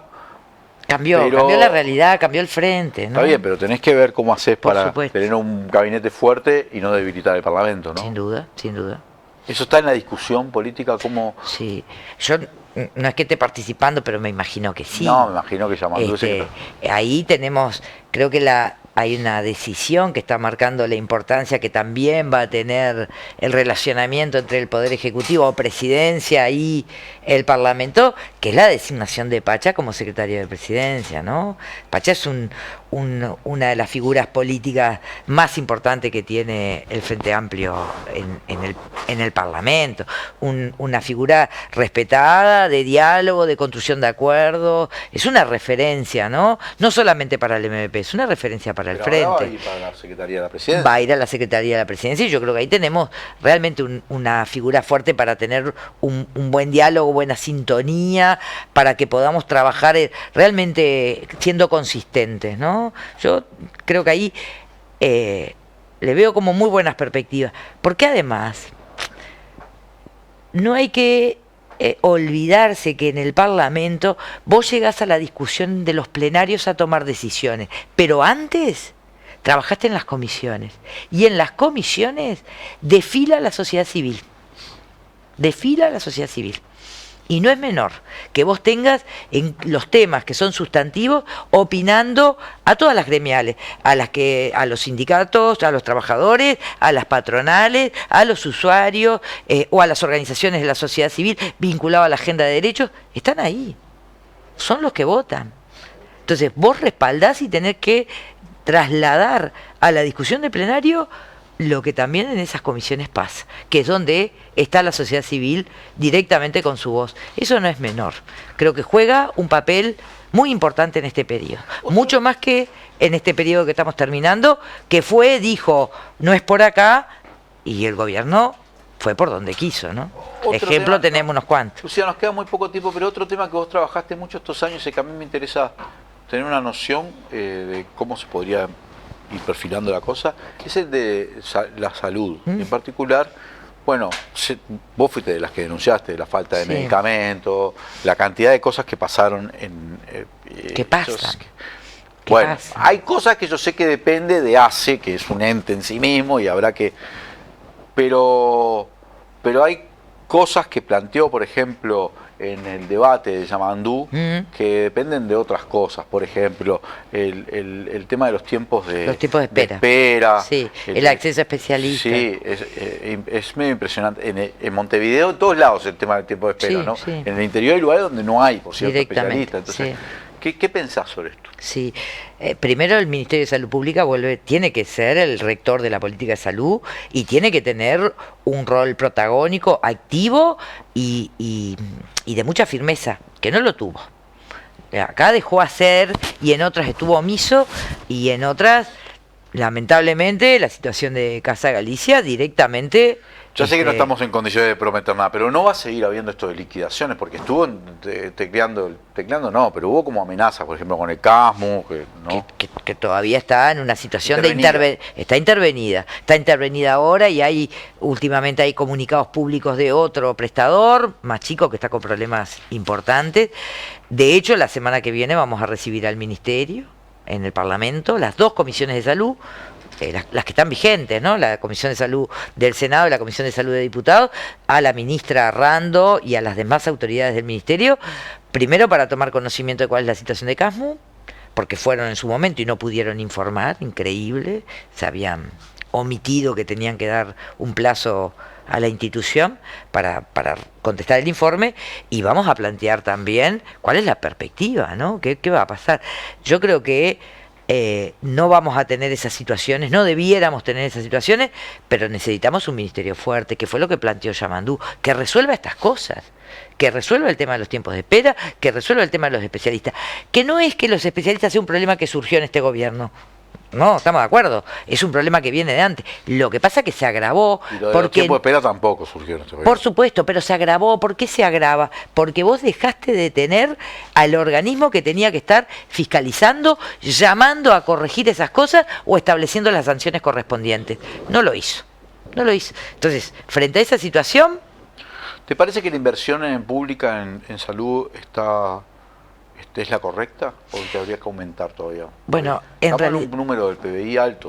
Un 9,3. Estamos en los niveles de los países desarrollallados. No, pero estamos, no estamos, exacto. No sé cuál es la salud de los países desarrollados, porque hay mucho mito ahí también, ¿eh? Sí, pero en términos de no es tiempo de espera, de cantidad de profesionales cada 100.000 habitantes, no, pero nosotros tenemos un problema de la distribución territorial, de los especialistas, que ya no estamos hablando del norte del Río Negro, te salís del área metropolitana y empieza a haber problemas, ¿no?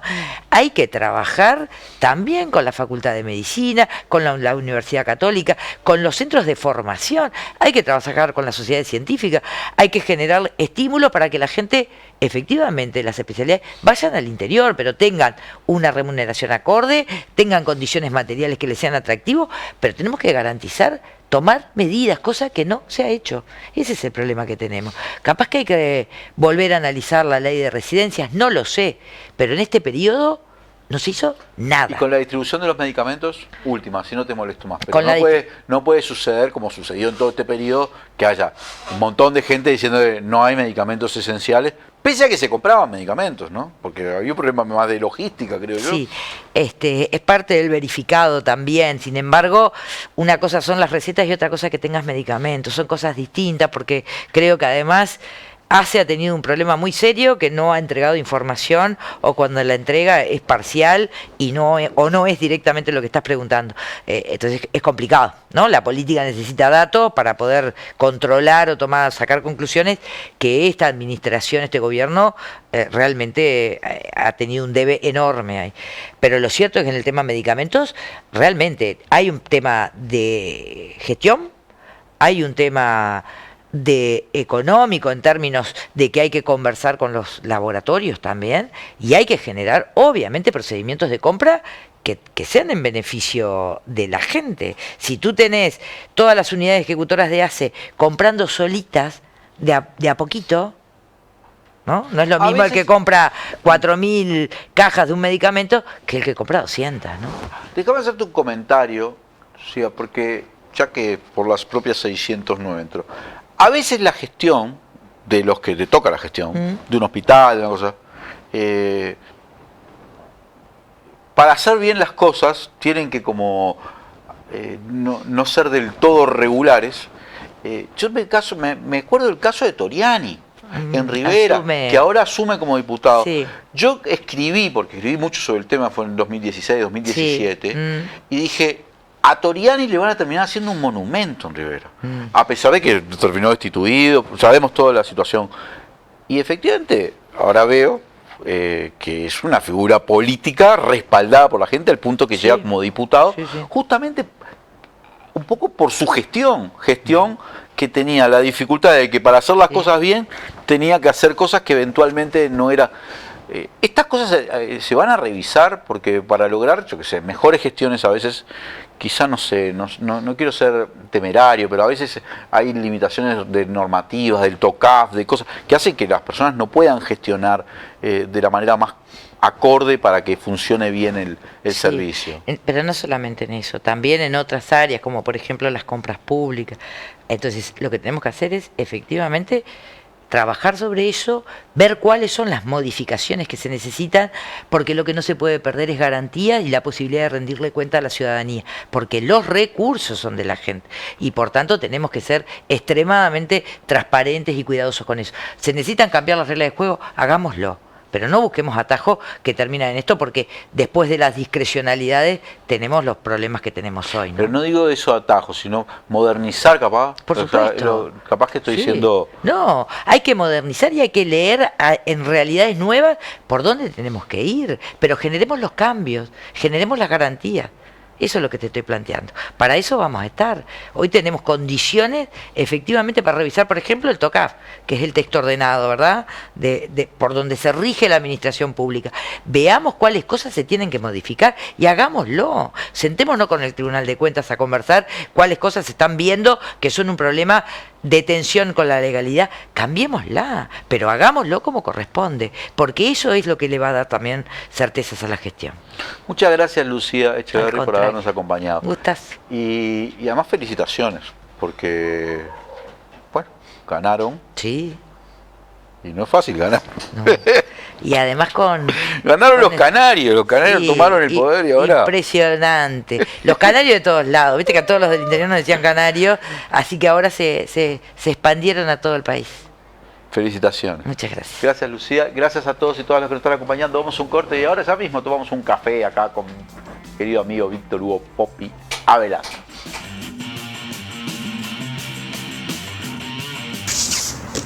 ¿Cómo entrego 15 pedidos en una tarde?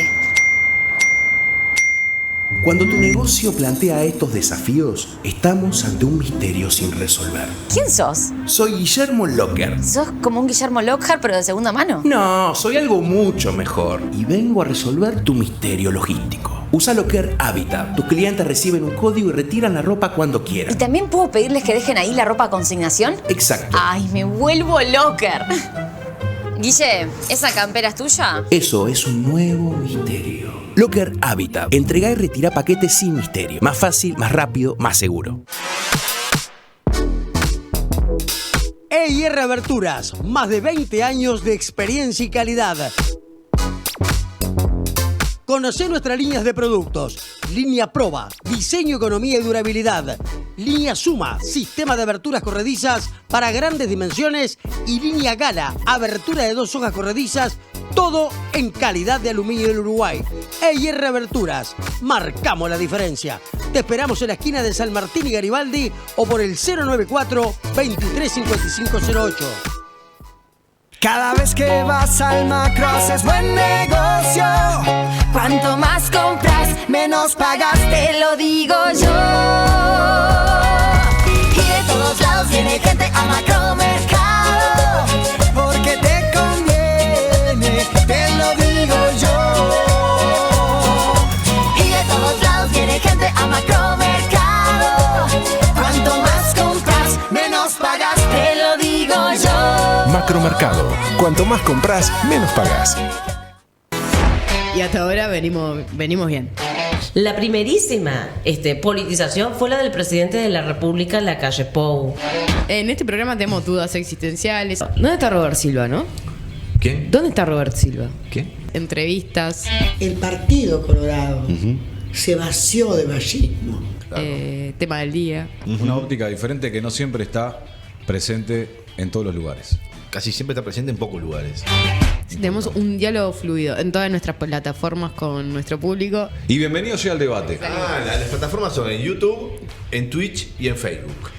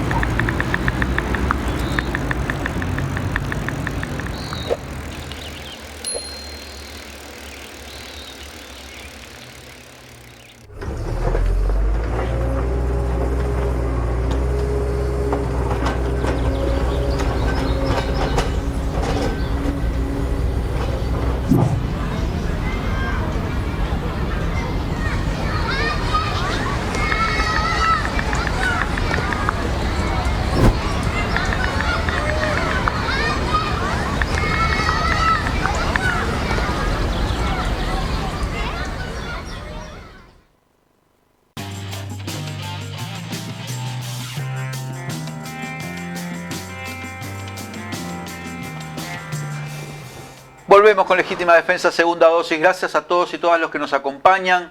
Sigan poniendo me gusta, es muy importante. Y sigan haciéndose socios de la comunidad de Caras y Caretas ahí en el QR. Vas y te haces socio de nuestra comunidad, es muy importante. Quiero a todos decirle que, habiendo transcurrido la elección y estando a algunas semanas de que termine nuestra temporada... Estas algunas semanas también de... nos vamos a festejar a México con un montón de gente de Legítima Defensa. Yo te dije que iba a ser la excursión de la victoria. Nos vamos el 30 de diciembre para México.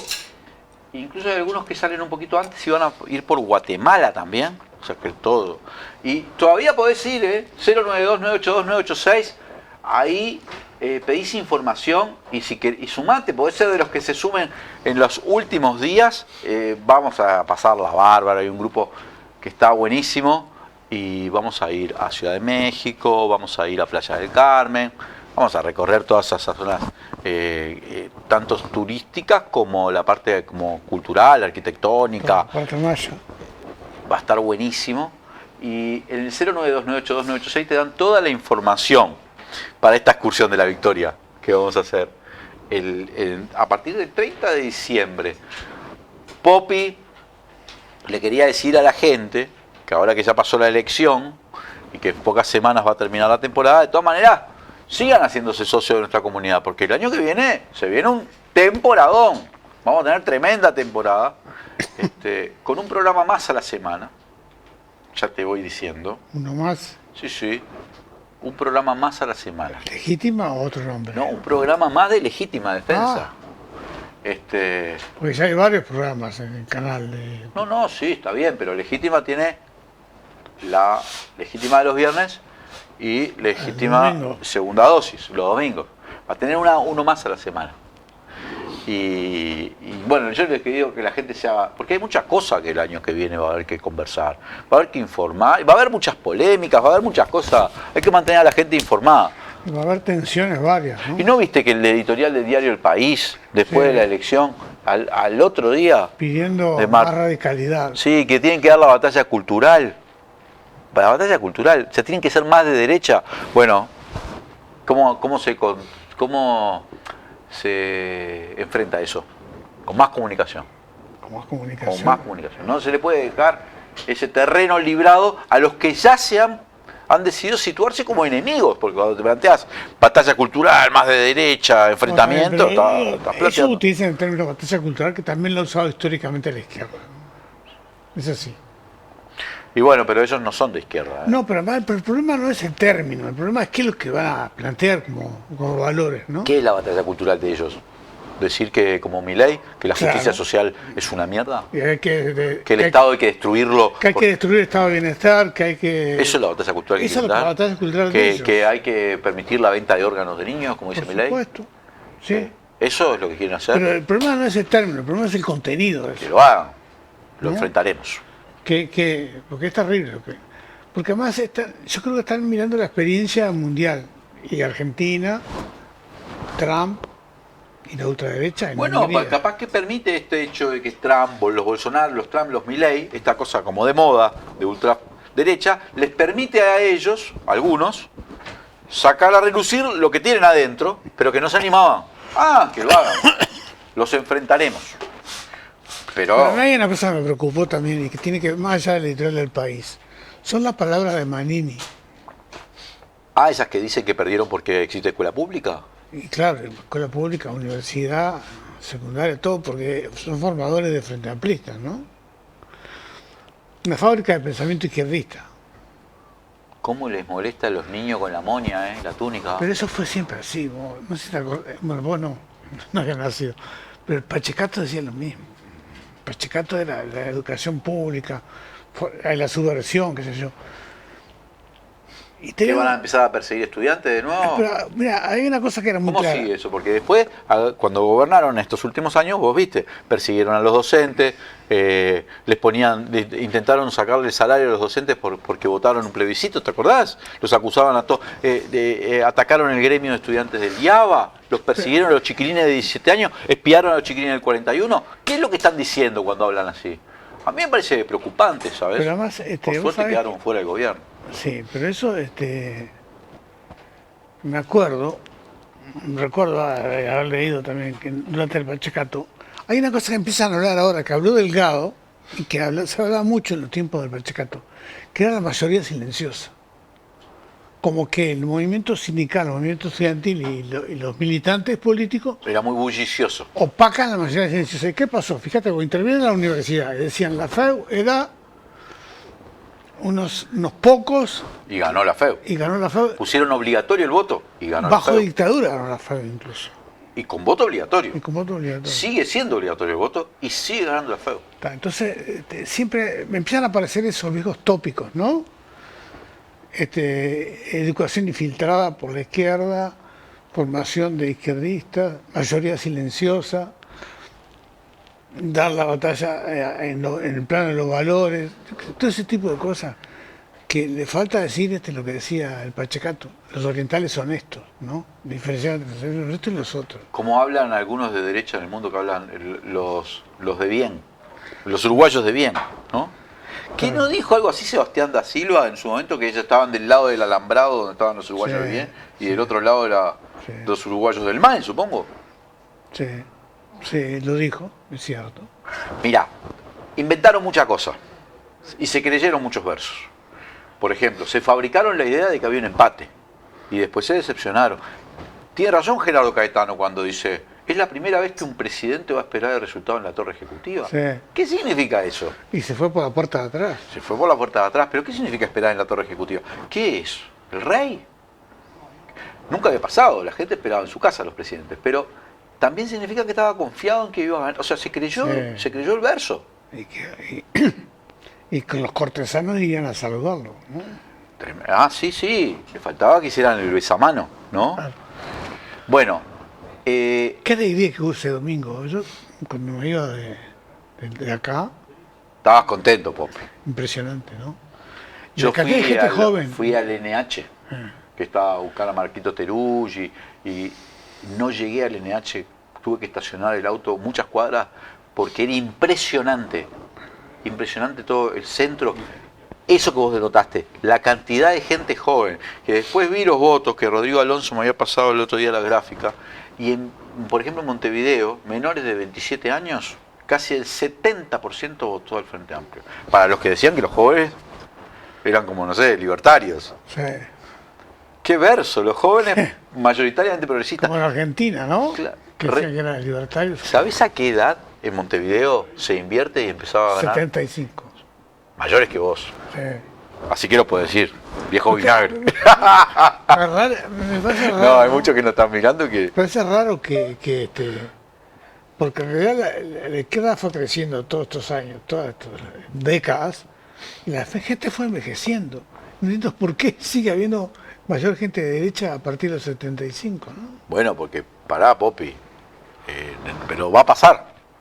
Sí, ya llevamos, ¿cuánto lleva el FA? 53 años, ¿no? Bueno, y además hay gente que se vuelve más conservadora de viejo, pero quiero decirte algo, Popi. Sí. Eso es en Montevideo. En el interior, los jóvenes votan mayoritariamente a la izquierda, más del 50%, pero creo que es a los 50 años de edad, 50 y pico, que se vira. O sea, se está dando el mismo fenómeno, curioso, el mismo fenómeno que se da en Montevideo, pero como con unas décadas, digamos, de atraso. No es atraso el término, sino que de rezago en el sentido de pero en el sentido de la tendencia. Atraso en el tiempo. Claro, en el tiempo. Es bien interesante. Y eso es un dato que yo creo que a los dirigentes de la coalición les impactó, porque ellos venían construyendo el discurso de que ahora los jóvenes ya no eran más de izquierda. Pero le impactó dos cosas. Primero, fíjate que... Mirá cómo le erraron. En el interior perdieron mucho voto la coalición. ¿No? Tremendo. Sí, Popi, voy a buscarte un documento mucho acá. Voto, y además, es una paradoja que se dio. Acá en Montevideo, viste que el Frente votó 56%, ¿no? De la fórmula. Sí. Y ellos creo que no perdieron votos en Montevideo respecto a otros años. Pero donde sí hicieron todo el esfuerzo, fíjate que con el efecto balotaje, igual perdieron en Salto, en Paysandú, en San José, ¿no? Quiero decirte algo sobre el tema del interior, porque también se inventa mucho. En Artigas, departamento de Artigas, perdió el Frente Amplio, ¿verdad? Pero sin embargo, perdió Orsi. Sin embargo, te digo, hay localidades de Artigas, Las Piedras, Caínza, Paso Campamento, Coronado, Cuareim, Mones Quintela, Pintadito, Sequeira, Bella Unión. Bella Unión volvió a ganar donde ganó Orsi. En algunos casos con una barbaridad de votos. En esta localidad de Las Piedras, Orsi tuvo el 62% de los votos. En Bella Unión tuvo el 52% de los votos. En Cuareim tuvo el 54%. Te digo porque se dice cosas como que el frente no tuviese votos en algunos departamentos y los tiene. Sí, yo creo que hubo algunas afirmaciones que decían que la campaña había sido montevideana. No fue montevideana la campaña, fue de todo el país. Pero yo quiero reivindicar un lugar que vos no nombraste. Pará, Colonia, Villa Pancha. Juan Lacase. En Villa Pancha duplicó el Frente Amplio. En Juan Lacase, 5.238 votos tuvo Orsi, 2.781 tuvo Álvaro Delgado, 65% en Juan Lacase tuvo Orsi. Más que Montevideo. Juan Lacase, ¿qué es? Desde el año 71 gana el Frente Amplio, ¿no? Y vos fijate una cosa. ¿De dónde era Nibia? Claro, Nibia de Nueva Albesia. ¿No era de Juan Lacase? Creo que nació en Juan Lacase y fue a vivir a Nueva Albesia. Me parece que es de Juan Lacase Nibia. Sí. Pero estaba viviendo acá. Estaba en Montevideo, sí. Pero estaba viviendo en un hogar de estudiantes de casinos, de Juan Lacase. Ajá. Pero ¿dónde dijiste Juan Lacase? Había fábrica, estaba Campomar y Zulás, estaba Fanapel, y no hay nada de eso. Igual sigue ganando el FA, porque estaba toda la experiencia sindical de los trabajadores textiles, ¿no? Pero ya no hay esas cosas. Y sigue ganando, es un milagro, hay que estudiarlo, a ver qué es lo que pasa ahí. Claro, dice que es de Nueva Helvecia, Nibia. No sé por qué pensaba que era. Bueno, lo cierto es que hay un montón de localidades del interior donde Orsi ganó. Y Curtina es otro, ¿no? En Curtina ganó en octubre. En octubre. El Frente ganó. Ahora la coalición sumada tuvo más votos que Orsi. Pero el Frente siguió teniendo como el 47, 48%. O sea, números muy altos. Ojo, porque el Frente Orsi ganó en San José, Salto, Paysandú, está muy empatado en Río Negro, está muy... la izquierda tiene muchas chances en mayo. Ya sé que no se traslada directamente. No, ¿y sabes dónde creció mucho también? ¿Dónde? Rivera. En Rivera creció un montón. Y también en Cerro Largo. Es donde más creció en Rivera, te voy a decir. ¿Sabes por qué? Hice esa cuenta. Porque 30 y pico % creció en Rivera. ¿Sabes por qué? Donde más crece, ¿dónde crece menos porcentualmente? Donde ya está como en su techo. Claro, Montevideo, Canelones, porcentualmente. ¿Y dónde crece más? Donde está más lejos de su techo, y ni hablar donde Rivera, que es el Partido Colorado. Es la demostración de que los colorados, un montón de colorados, votaron a Orsi. Bueno, la fuga que dicen, según los politólogos, se dio a partir del Partido Colorado, ¿no? Claro. Y lo poco que daba de Cabildo, ¿no? Sí, es un montón, porque si la coalición había ganado por 4 puntos en octubre, en esa invención, porque no era la coalición, ¿no?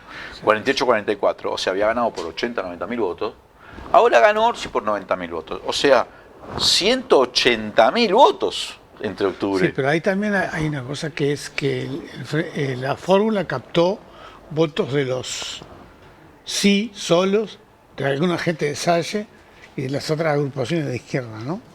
Sí, pero captó también votos colorados. Por supuesto, si tiene me decían, por ejemplo, captó más de 1,5 de la coalición, ¿no? Que son 40.000 votos, 30 y pico, ¿no? Sí.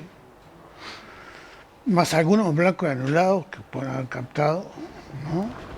Y los otros, la parte de Salle y de los otros. Creció casi 6 puntos. O sea, creció de 44 a casi 50, 49.8. O sea, creció 140.000 votos. Un montón. Sí. Pero un montón, una barbaridad. Y ellos hablaban de que no iban a tener fuga. Bueno, novedades, Popi. Yamandu Orsi ya dijo que el Pacha va a ser secretario general. No hay sorpresa. No hay sorpresa. Jorge Díaz va a ser su prosecretario. Tampoco hay sorpresa, aunque es más sorpresa que lo del Pacha, ¿no? Claro, dice que puede ser, yo no sé la información que tenemos, que puede ser Y ya lo confirmó Preve. No, lo el primer confirmó. pasaje para después ir a un Ministerio de Justicia si se crea. Sí se crea, pero eso no va a ser fácil ni rápido. No. Va a estar el prosecretario, ya lo confirmaron varios. Viajó Yamandú a ver a Lula. Viajó con el Pacha, viajó con Álvaro Padrón y con alguien más. Con Jorge Díaz. Bueno, viajó a ver a Lula. O sea, ya está tomando medidas. Y ahora está la cumbre del Mercosur, donde va a venir Lula. Sí. Y viene Milei. Y se ve que va a participar Yamandú. Sí. 6-7 de diciembre. Junto con la calle, sí. Bueno, comienza la transición. ¿Análisis? Y parece que va a venir. Hay puntos ahí ríspidos, ¿no? Que hay que ver qué se decide. Por ejemplo, el proyecto de Neptuno. Pospuso la calle. Sí, pospuso, pero esperando la resolución del FA. ¿no? Dijo Yamandú que a él no le convence. Le pasa que debe haber cosas ya licitadas. El problema es que cuando te generan, viste, cuando por ahí ves los hechos te imponen cosas, ¿no? Sí. Porque lo del puerto va a ser un drama, eso de la marcha atrás, eso. ¿Cómo resolvés eso? Yo no sé, lo que yo sé es que eso tiene una gran oposición social y académica. No, lo del Neptuno sí. Lo de Neptuno, además de todo el debate técnico Y toda político. la junta departamental de San Y entonces José. vos no le podés dejar semejante choclo con, que además después va a requerir indemnizaciones, cosas así, a Orsi. Vos le van a dejar el choclo, ¿no? Pero ¿por qué él se tiene que comprar ese problema? Que es un problema tuyo. De terco, además, de no haber hecho Casupá, como te había dejado ya todo prefinanciado Tabaré Vázquez, ¿te acordás? Y donde ya había acuerdo. O sea, no es que en Casupá había una discusión sobre el tema. No, y además yo te decía recién, la Junta Departamental de San José en contra del proyecto de Neptuno, ¿no? Entonces, y ahora tienes habilitación de medio ambiente, media que a las apuradas, Media ¿no? apuro, ¿no? Cuando yo había como 10 o 15 académicos, pero me refiero, yo conozco algunos, son científicos pesados que saben de este tema, de ecosistemas, de aguas, de cosas, y no sé, viene la autorización como hacía, las apuradas. Yo creo que la transición va a ser, salvo estos casos y algunas cosas que... Porque yo no sé bien qué pasó con la lancha UPV, que creo que no se firmó todavía del todo, ¿no? Otro choclo, con un astillero que no sabemos ni si existe. Cardama, ¿cómo se llama? Sí, ese, el País Vasco. ¿No? Que parece que tiene problemas con... Le hacían los motores. Stiller se llama la... Entonces, no sé, hay algunas cosas que están ahí que hay que ver qué se va a hacer, ¿no? Pero me parece que va a venir tranquila la transición. Tranquila en el sentido de que hay un buen diálogo, va a haber un buen diálogo, por lo menos en los comienzos, ¿no? Pero hay que ver con qué te encontrás, ¿no? Yo la que veo como una transición que va a estar como buena onda es la que va a nacer en el Parlamento Beatriz Argimón y Carolina Cose. Sí. Porque ya Argimón la recibió muy bien, porque se ve que hay como una corriente ahí de buena onda. Es así, ¿no? No es No te va a generar problemas. Y además de tener todos los números y todos los papeles en regla. Hay que ver en el gobierno donde hay expedientes rotos. El Palacio Legislativo está en reforma porque vienen los 100 años, ¿no? Sí, dice que Carolina Cose que Argimón le hizo un paseíto por la reforma. Sobre todo el Salón de los Pasos Perdidos y eso. Sí, está todo en arreglos para los festejos, ¿no? Después hay que ver los otros cargos que están planteados, ¿no? ¿Qué va a pasar? Porque ahí vos hablabas con Echeverri. Lucía. Sí, pero no me quiero hacer eco de los rumores, porque yo sé que los rumores son rumores. No. Además, hay rumores que incluso hay como 10 listas circulando. Sí. Y algunas promovidas por los propios interesados. Por eso, no le puedes dar bola. Están las especulaciones que hace la prensa. ¿No? El que ya dice 8 ministros y ya se manda un nombre ahí y se pone a sí mismo. No digo que eso exista, pero nunca... esas cosas existen. No. Dijo Orsi que recién a mediados de mes va a Sí, sonar. no, pero yo no me refería a ningún cargo, me refería al tema de la vivienda, que es otro tema que va a haber que abordar y que además me parece que hay una complicación que tiene que ver con las urgencias que tiene la sociedad, pero no hay presupuesto hasta el 26. Bueno, pero hay un presupuesto.